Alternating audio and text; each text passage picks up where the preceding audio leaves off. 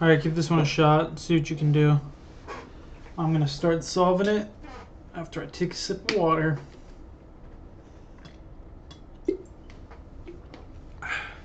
Okay.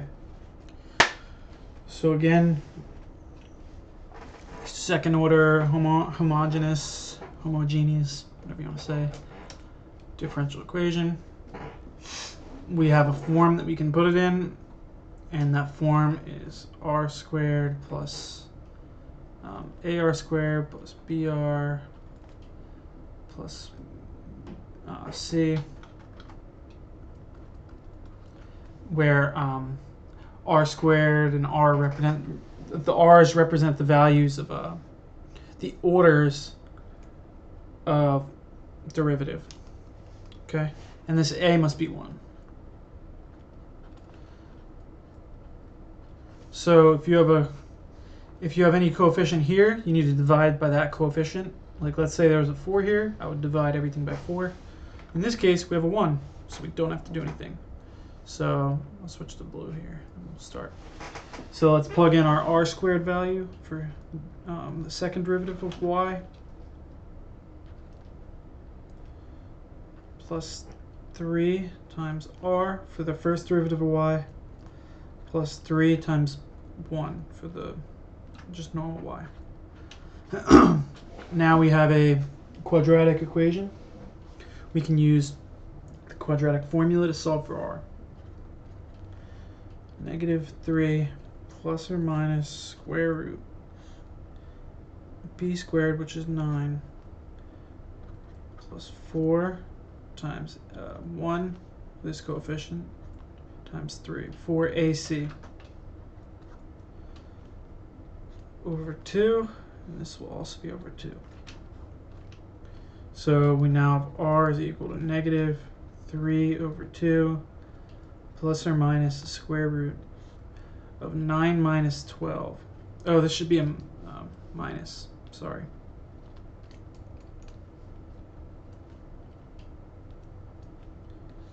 Over 2. So clearly we're going to get an imaginary part of this problem, this solution.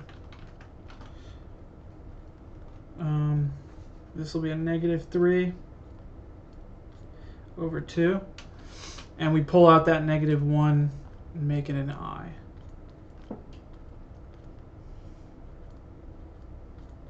Three over 2i. Okay, so we've solved for r, and what does that tell us? Well, that tells us the alpha and the beta values. And you would check. See, I just know because we got an imaginary part of the problem. I know what form we're going to be in, and you could probably memorize that too.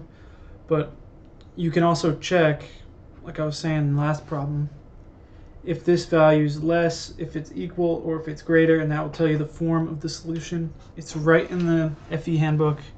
You should really have that page bookmarked, or at least know exactly where it's at. Very important page in the book. So this is your value of alpha. This is your value of beta.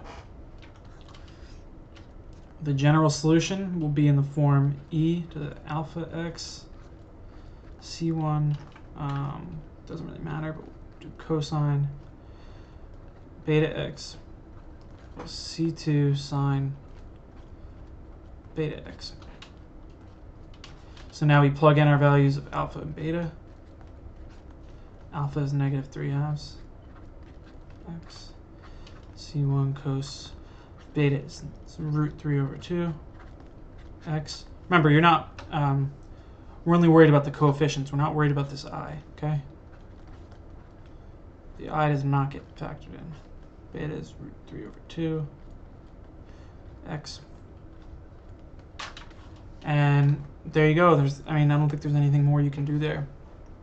So that is your general solution.